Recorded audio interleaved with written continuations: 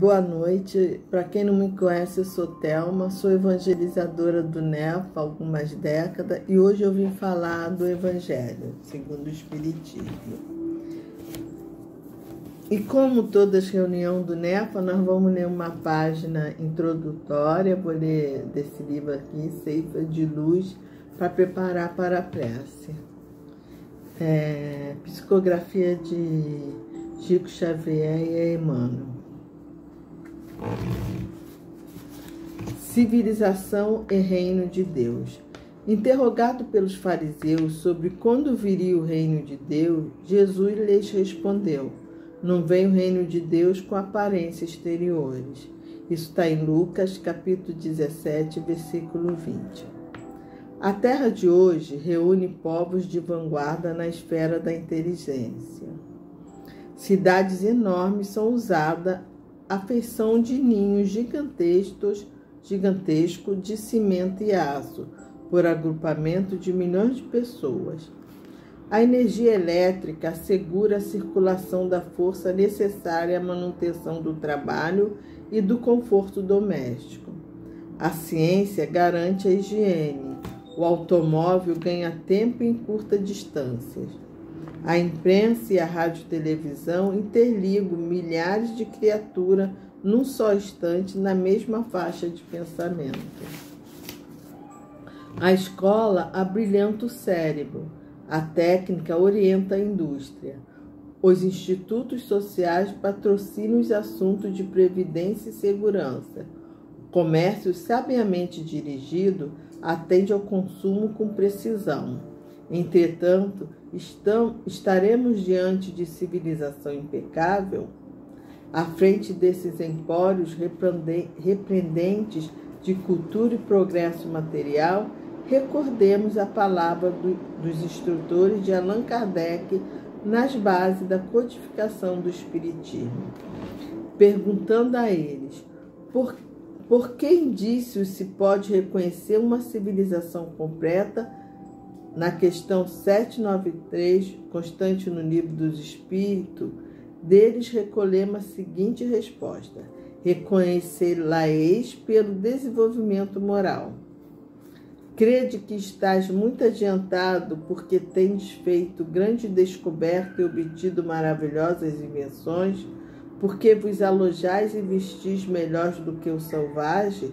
Todavia não tereis verdadeiramente o direito de dizer-vos civilizado, senão quando de vossa sociedade houverdes banido os vícios que os desonram e quando viverdes como irmãos praticando caridade cristã.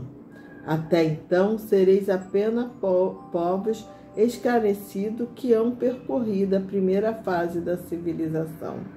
Espíritas, irmãos, rememoremos a advertência do Cristo, quando nos afirma que o reino de Deus não vem até nós com aparências exteriores para edificá-lo.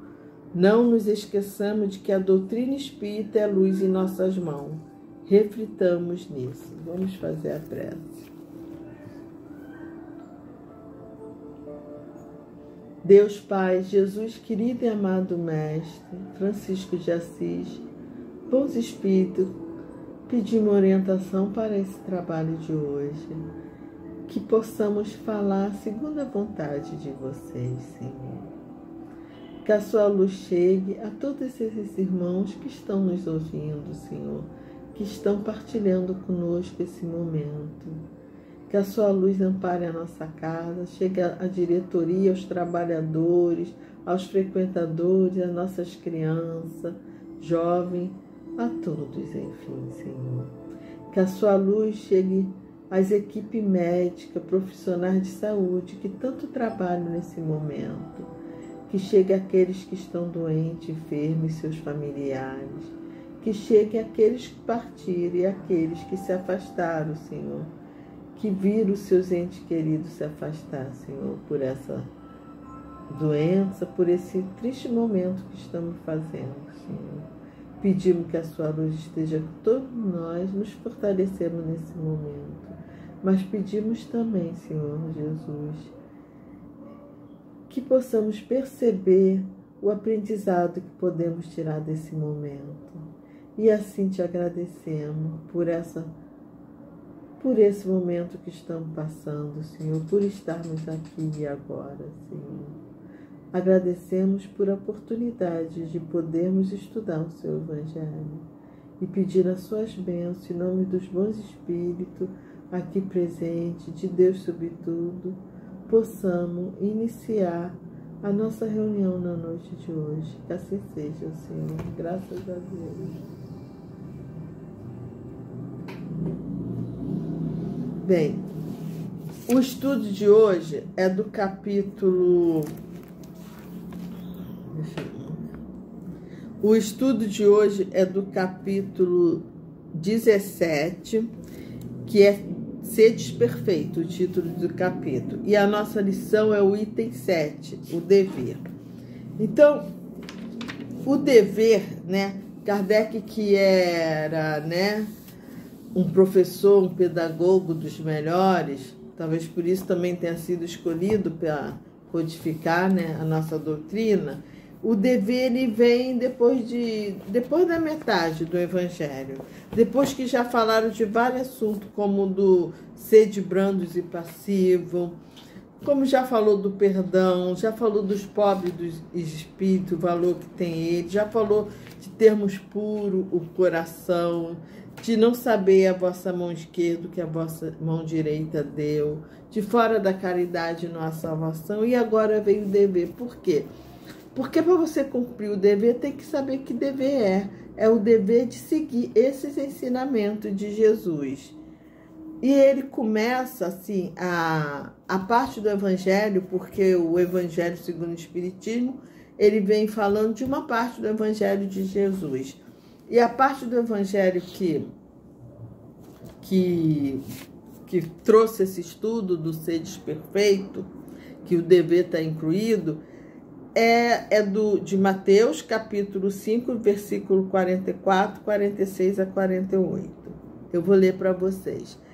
Amai os vossos inimigos, fazei o bem ao que vos odeio e orai pelo que vos persegue e calunio. Porque se somente amardes o que vos amo, que recompensa tereis disso? Não fazeis assim também os publicanos? Se unicamente saudardes os vossos irmãos, que fazeis com isso mais do que os outros? Não faz o mesmo os pagãos? Sede, pois, vós outro perfeito, como perfeito é o vosso Pai Celestial. Jesus aqui dá como modelo Deus e diz para a gente ser perfeito como Ele.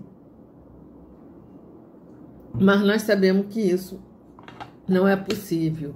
Deus é a perfeição e nós nunca chegaremos a essa perfeição divina, né? Mas Jesus fala isso porque Ele quer nos mostrar o caminho, nos virarmos para Deus e seguirmos para Ele.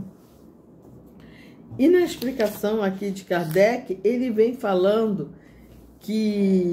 do antagonismo, do egoísmo, né, e do orgulho que trazemos já várias reencarnações que vivemos, e a caridade, o amor, né, que essa que é a nossa questão, né? É o que vai nos levar a sermos perfeitos, né? Essa perfeição possível para nós. E ele fala também do homem de bem. Aí Kardec fala do homem de bem, né? Que é o que nós estamos tentando fazer. Na evangelização diz que a finalidade da evangelização é tornar o evangelizando a criança homem de bem. Essa é a finalidade, o fim, né? Para onde estamos seguindo. E aqui falo que é o homem do bem. O verdadeiro homem de bem é o que cumpre a lei da justiça, do amor e da caridade na sua maior pureza. Nós sabemos que isso não é fácil de conseguir, né? É uma coisa simples? É só fazer o bem. Mas é difícil devido estar de antagonismo com o interesse das coisas materiais que ainda somos apegados. Mas também ele vem falando, aqui no desenvolvimento da questão, que é ser melhor a cada dia, você ser melhor hoje do que você foi ontem. E depois fala dos bons espíritas, que nada mais é do que os bons cristãos, é a mesma coisa, sendo que nós, conhecendo a reencarnação, fica mais fácil, porque nós conseguimos compreender, e até pensando nos erros que cometemos, em outras vidas, nos traz a vontade de sermos melhores, né? E depois fala a parábola do semeador, que o semeador semeia em todos os terrenos, que é bom, porque o que hoje se perde no terreno, amanhã, ouvindo de novo aquela palavra, né? Estando em contato de novo com aquela semente, a pessoa pode ver de outra forma. E assim, os dois últimos terrenos é o pedregoso, que vamos lembrar que somos nós mesmos, que voltando para Deus, entendendo a palavra, muitas vezes deixamos perder pelas dificuldades do caminho, pelos nossos vícios que ainda temos e não conseguimos vencê-lo, ou por alguma tristeza, alguma coisa maior que a gente desanima, né? Mas não é isso o propósito. O propósito é ser como o terreno, como a terra fértil, que através do exemplo vai proporcionar muito fruto. A árvore cresce, dá fruto, dá outras sementes. E assim chega a instrução dos espíritos nesse capítulo. E a primeira instrução é o dever, que é o espírito Lázaro, de Lázaro, que não dá essa instrução. Então, vamos lá, vamos beber um pouco d'água, gente.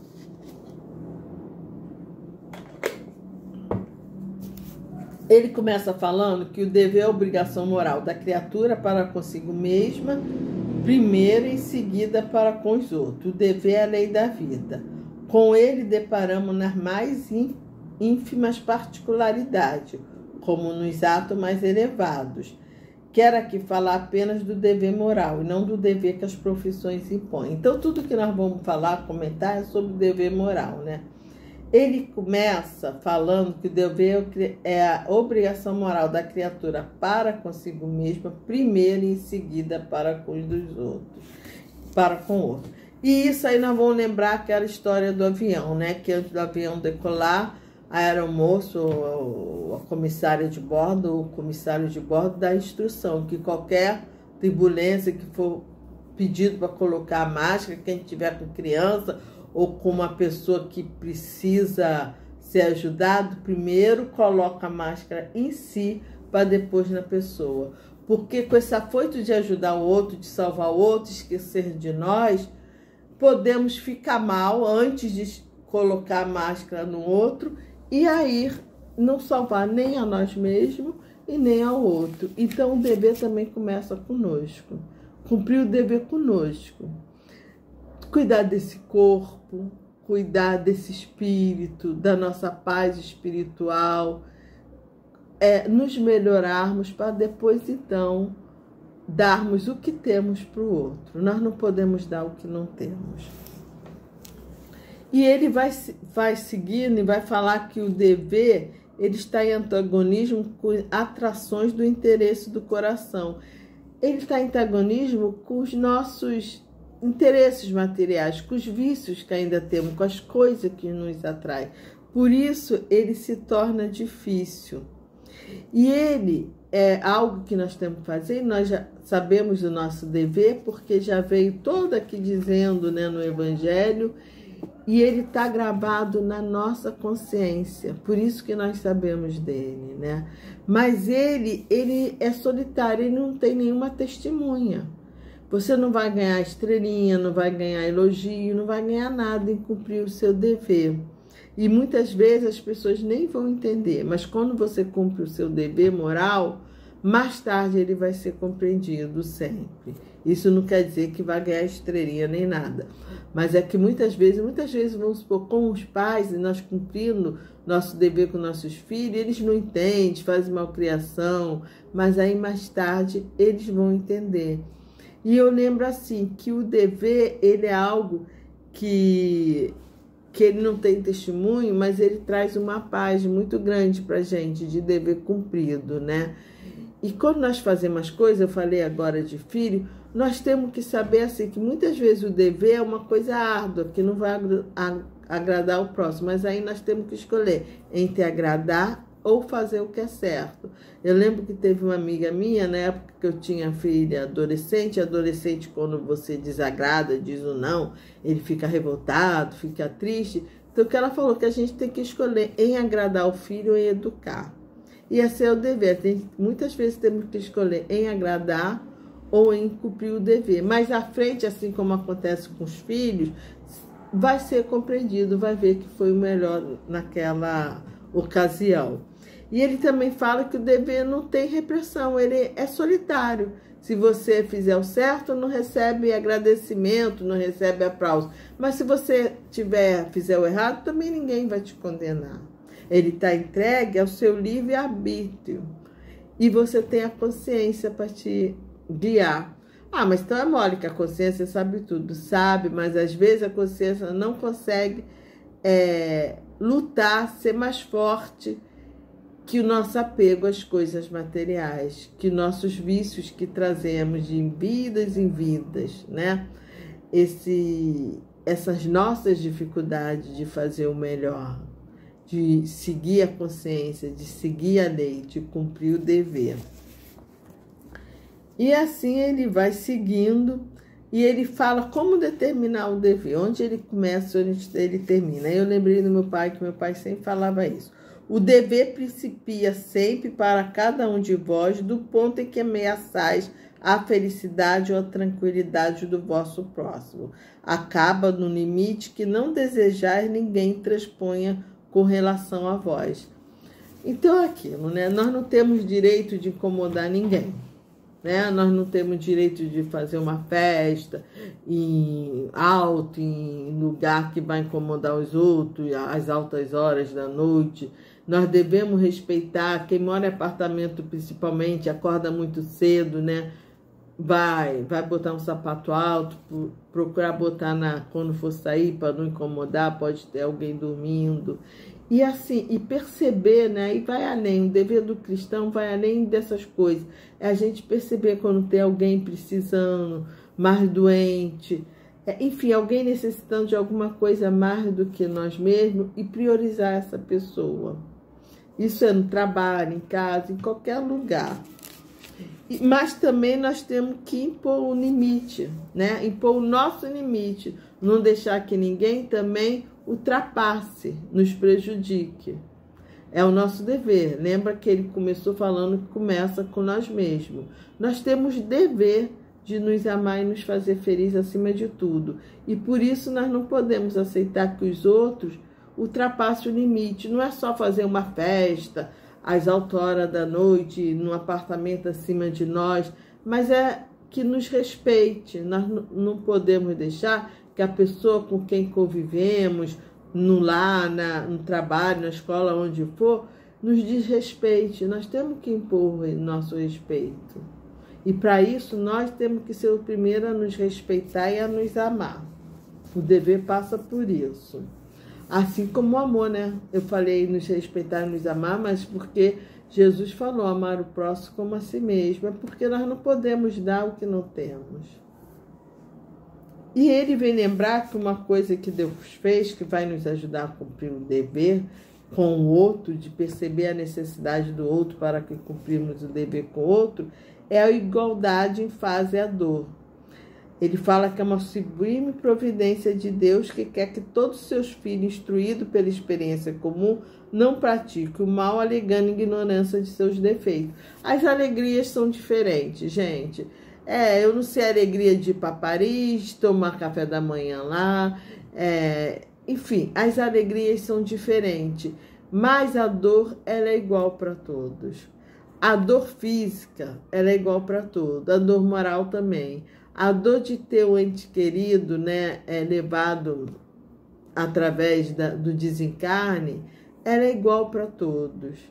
A dor de ter uma doença incurável é igual para todos. A dor de viver do medo, né, do medo real, não desse medo dessas fobias, ela é igual para todos. O que diferencia você sofrer mais ou menos aí é o entendimento espiritual de cada um ao encarar essa dor, mas a dor é igual para todos. Você não pode dizer, não sabia que fulano estava triste porque o pai desencarnou. Não, você sabe que, mesmo sem você ter tido, seu pai não está contigo, mas você sabe, se for, vai doer. Então, a dor é igual para todos, que nos ajuda a cumprir o dever, a respeitar a dor dos outros. E aí ele fala que o dever é o resumo prático de todas as especulações morais, é uma bravura da alma que enfrenta as angústias da luta. Ele é o resumo prático de todas as especulações morais, ou seja, como eu falei, ele é o cumprimento das leis morais, né? E ele é uma bravura da alma, porque é difícil cumprir. É difícil cumprir porque nós não estamos no hábito de cumprir todos os deveres morais. Então é difícil, porque cumprir o dever é fazer a reforma íntima, e fazer a reforma íntima é difícil, porque é difícil mudar um hábito, gente. Você vê, se você tiver acostumado, se eu me acostumar a deixar esse livro aqui, se eu resolver mudar esse livro de lugar, eu vou vir procurar aqui. Eu vou vir no primeiro dia procurar aqui, no segundo até me habituar a procurar em outro hábito. Imagine os defeitos morais. É muito difícil. Por isso que cumprir o dever é uma bravura da alma. E ele fala que ao mesmo tempo austero e brando. Austero porque tem que ser bravo, tem que lutar ali. E brando porque ele acalma o nosso coração. É a consciência tranquila do dever cumprido. É uma paz grande. E, por fim, ele fala que nós devemos amar o dever, né? Mas não amar porque é um dever amar o dever. Não, mas amar o dever principalmente porque ele nos dá essa brandura, né? E aí eu quero lembrar, duas coisas. O dever não acaba, você não vai cumprir o dever todo nessa reencarnação, como você já deve vindo cumprir alguns deveres de outra reencarnação, não vai cumprir tudo, porque cumprir o dever ali na máxima é a perfeição, e nós não vamos ficar perfeitos nessa vida, né? Mas porque essa vida é algo muito pequeno comparando com a nossa vida eterna. E o conhecimento da reencarnação que o Espiritismo nos traz nos ajuda, porque, por exemplo, vamos tratar do perdão.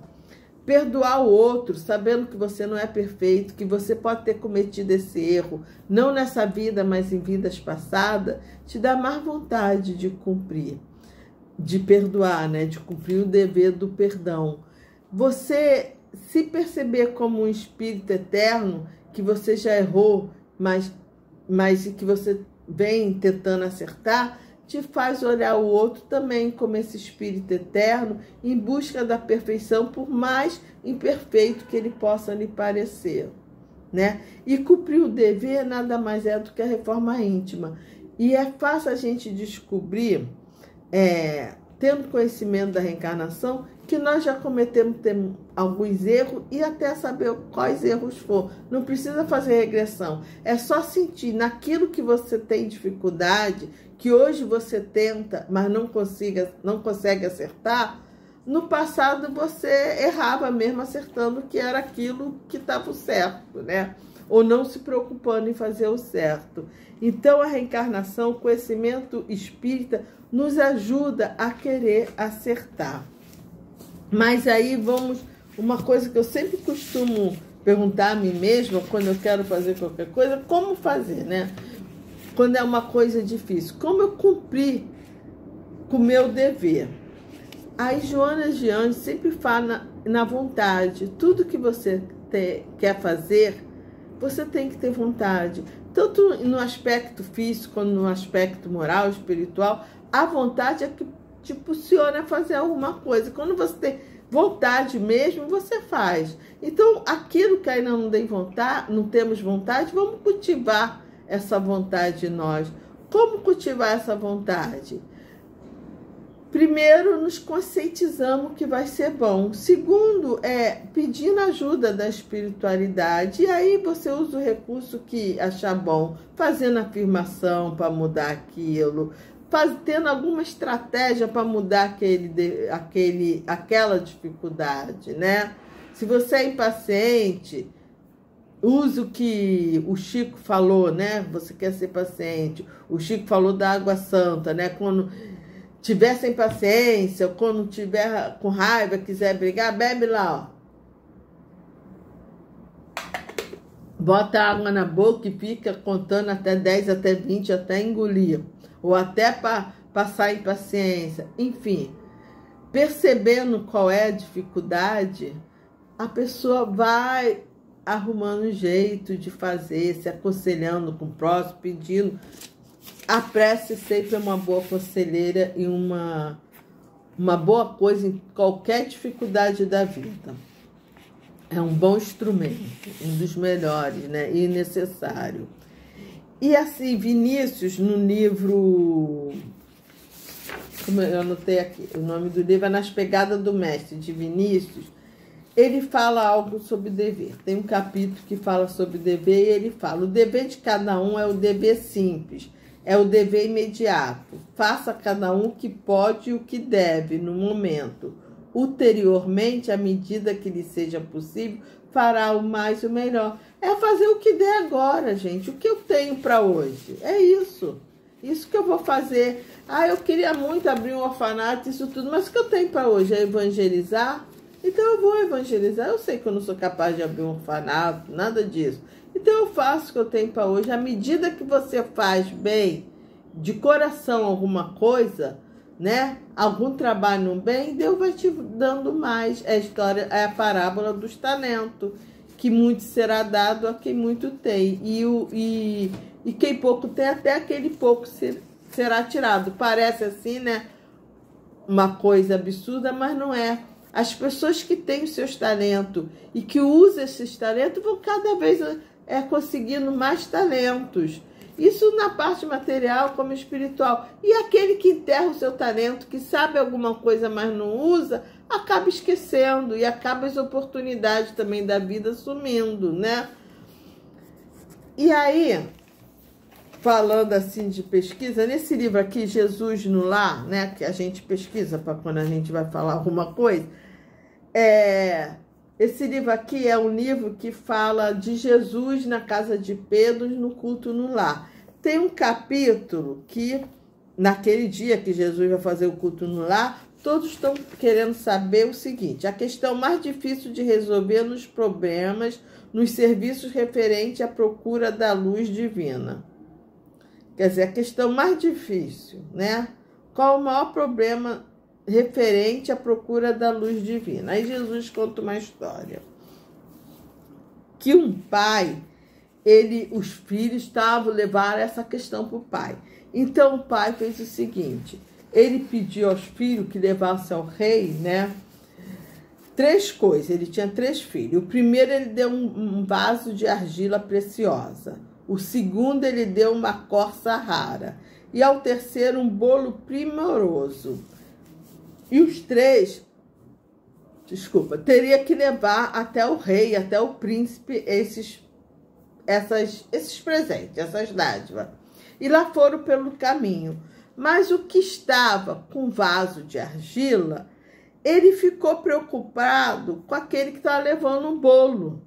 Olha, leva esse bolo assim não, esse bolo vai cair, anda mais devagar. O que estava levando o bolo ficou preocupado com o que estava levando a corça. Não é assim que deve esse animal. Puxa, não puxa assim. Deixa beber água, deixa descansar. E o que estava levando a corça estava preocupado com quem estava levando o vaso de argila. Entendeu? Aquele vaso não é assim que se leva um vaso. E foram pelo caminho. E, de repente, aquele que estava com a corça, preocupado com o vaso que o outro estava levando, foi ajudar, colocar direito na mão do irmão. E aí o vaso caiu e acabou quebrando, que o irmão não queria ajuda. E nisso a corça fugiu. Aí ele saiu atrás da corça, o que estava responsável. E o que estava com o bolo, que estava o tempo todo preocupado com a corça, foi atrás também. E nisso o bolo acabou o bolo foi cair nos pedaços, ficou horroroso. E voltam todos para o pai, né? Eles voltam todo para o pai. Eu vou ver aqui o que o pai fala, olha só. Chegando ao pai assim, o pai sorriu, porque o pai já sabia que isso ia acontecer, que ele conseguiu, ele conhecia os filhos. Então, sábio, né, pai, porém sorriu e explicou-lhes: aproveite o ensinamento da estrada. Se cada um de vocês estivesse vigilante na própria tarefa, não colheria as sombras do fracasso. O mais intrigado problema do mundo, meus filhos, é o de cada um cuidar dos próprios negócios, sem intrometer-se nas atividades alheias. Enquanto cogitamos de responsabilidade que compete aos outros, as nossas viverão esquecidas. Jesus calou-se pensativo, em uma prece de amor e reconhecimento completou a lição. Quer dizer, o maior problema para a gente cumprir o nosso dever pelos serviços de luz é ficar preocupado com o dever do outro e esquecer o nosso, né? Aí eu lembro da oração da serenidade. Concedei-me, Senhor, a serenidade necessária para eu aceitar as coisas que eu não posso mudar, coragem para modificar aquela que eu posso e sabedoria para distinguir uma das outras. O que eu posso e o que eu não posso? Onde está essa sabedoria? Eu posso modificar tudo que me compete. Eu posso modificar. Eu posso me modificar. Posso modificar as coisas que eu tenho que fazer. Mas eu não posso modificar o outro, nem nada que compete o outro. Eu posso ajudar. Oferecer ajuda. E ajudar se for aceita a ajuda. Ou ajudar quando for pedido. Mas eu não posso modificar o outro. Essa oração é muito usada pelos grupos anônimos, né? Que começou com a A e daí veio vários outros grupos. Essa oração, ela lembra que um pessoal que eu conheci, né? Lá do Leon Denis, que trabalhava com as pessoas com compulsões. Então, eles falavam o seguinte, que as pessoas, né, o familiar, que tinha grupo de familiar também, de uma pessoa alcoólatra, por exemplo.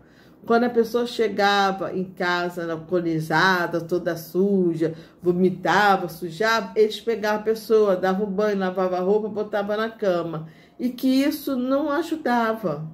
Porque aí a pessoa acordava na cama, a pessoa nunca sentiu o que aconteceu de fato. Por mais que falasse, tinha que deixar a pessoa acordar ali, para sentir a situação e talvez assim tivesse vontade de mudar. Muitas vezes nós queremos mudar o nosso semelhante, principalmente aqueles que nós amamos, mas nós não vamos mudar. Uma pessoa que tem um vício, seja um vício de álcool, de drogas ou um vício moral, ela vai mudar se quiser, mesmo que essa pessoa seja nosso filho. Com o filho nós temos obrigação de guiar e nós vamos guiar e vamos aconselhar sempre, mas chega uma certa idade que eles fazem o que querem, né? A gente vai sempre aconselhar e sempre mostrar que estamos de coração aberto para aceitar, para ajudar quando precisar, mas nós não podemos mudar o outro. Então, se nós queremos cumprir o nosso dever, fazer a nossa reforma íntima, nós temos que ajudar o próximo, até porque fora da caridade não tem salvação, mas nós temos que nos orientar no nosso dever. E um deles é respeitar o outro, ajudar o outro. Mas o nosso dever, a nossa modificação só pode ser de nós mesmos. E tem uma coisa, isso são coisas que nos ajudam a cumprir o nosso dever, né? É saber que nós não temos que complicar, achar que temos que fazer grandes coisas, fazer o que está ao alcance e nos concentrar no nosso dever e não no dever do próximo. E outra coisa é o conhecimento de que nós nunca estamos sozinhos. Nunca, nunca, nunca. Deus está sempre conosco. Sempre colocando pessoas e ocasiões ali que nos ajude.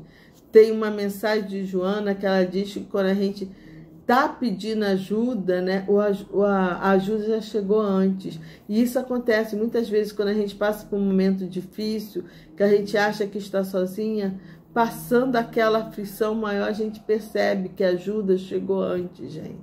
Quantas vezes...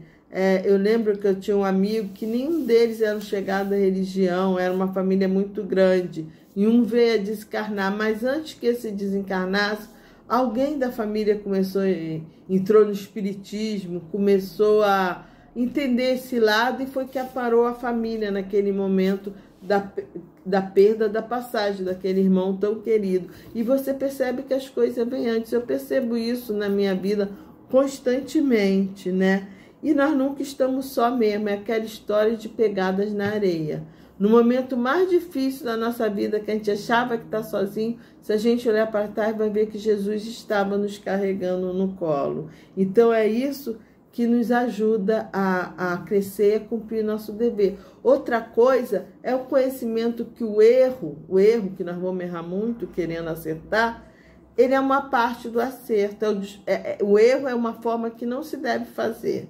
Então, se nós erramos, temos que nos perdoar. Não falei que temos que perdoar o outro e que a gente só dá o que tem? Então, nós temos que nos perdoar e saber que aquilo ali é só uma forma como não se deve ser feito. O Thomas Edison, ao tentar, né, descobrir a lâmpada, construir a lâmpada incandescente, ele tentou muitas vezes. E houve quem falasse, desiste, você já tentou tantas vezes, 900 vezes, e não conseguiu. Não, agora está mais fácil, porque eu sei 900 maneiras que não se faz a lâmpada. Então é isso.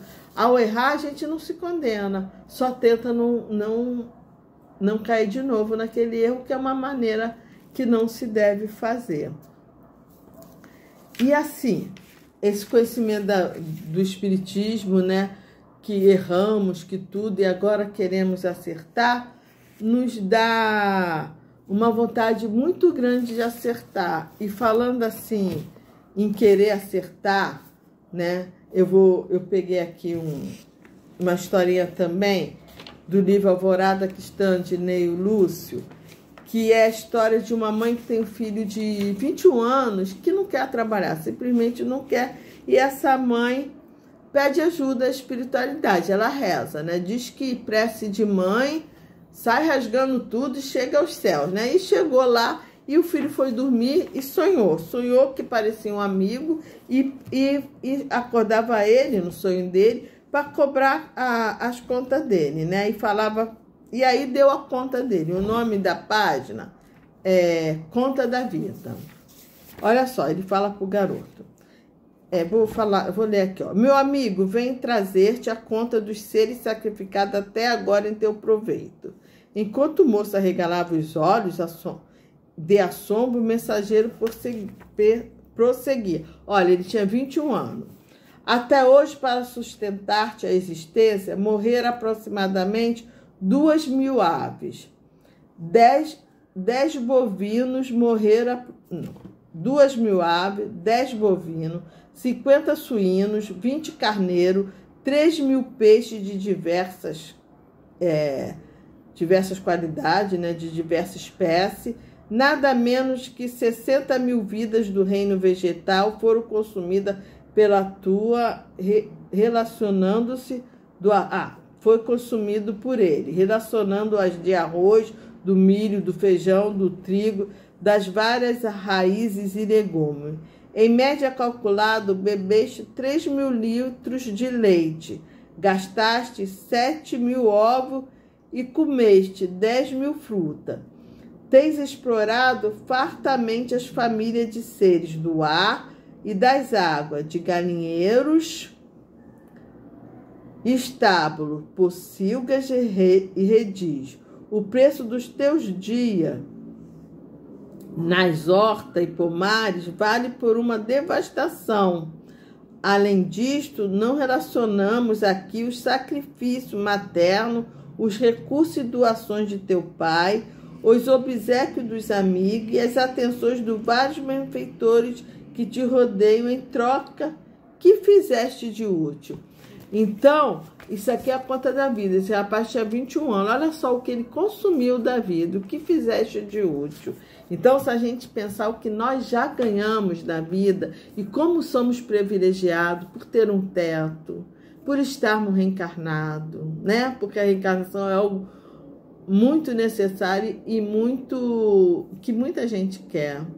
Por termos saúde, pode ser que estejamos com problema com outro, mas não estamos numa cama, muito de nós não estamos numa cama.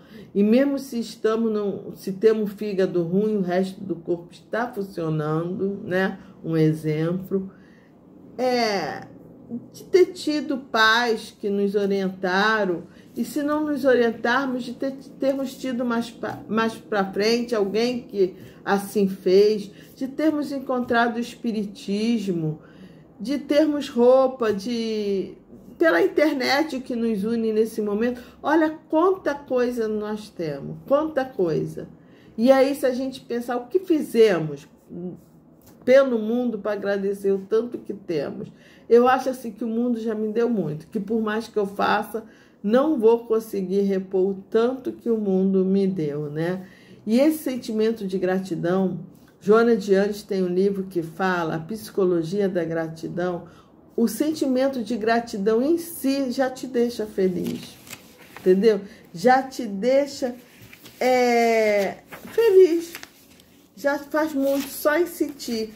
E nesse livro, Joana fala assim, quando observamos uma rosa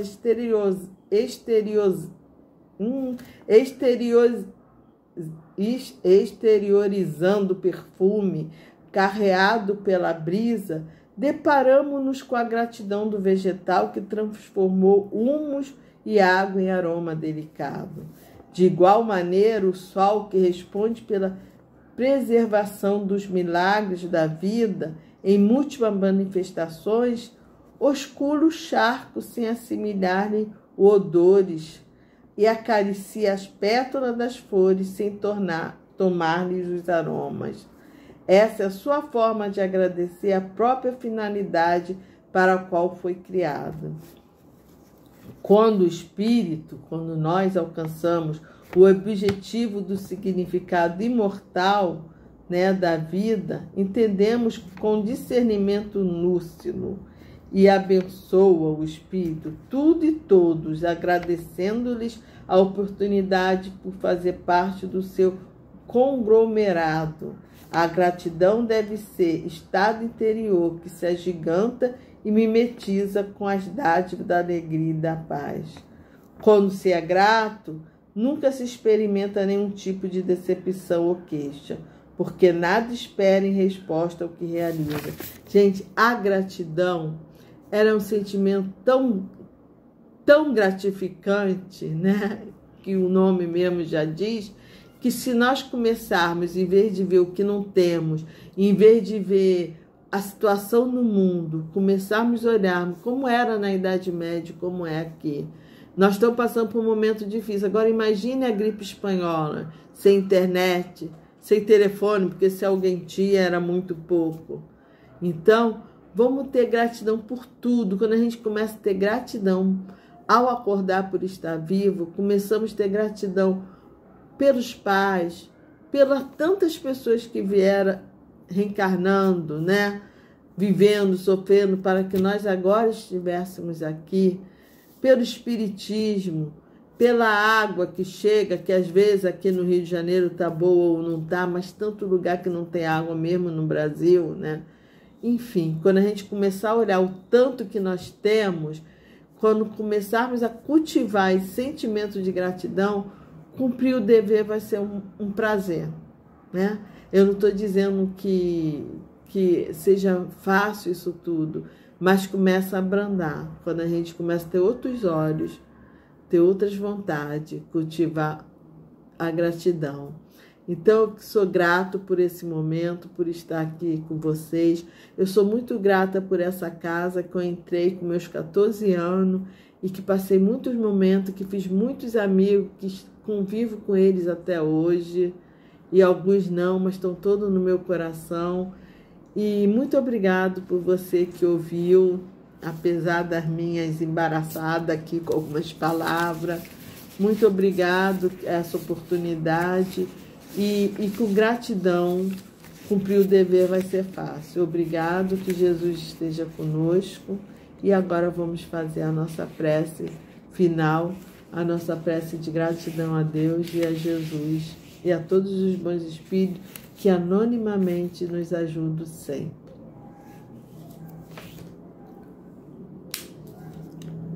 Deus Pai, Jesus querido e amado Mestre, obrigado por esse momento, Senhor, de aprendizado, de estudo, Senhor. Que a sua luz ampare a todos os seus filhos e a todos eles possa chegar essa sementinha da gratidão, essa sementinha do dever, Senhor, ajudando-nos a tornar a nossa caminhada mais branda. amparai a todos que estejam sofrendo nesse momento. E muito obrigado, Senhor, por essa oportunidade. Muito obrigado por estarmos reunidos em seu nome.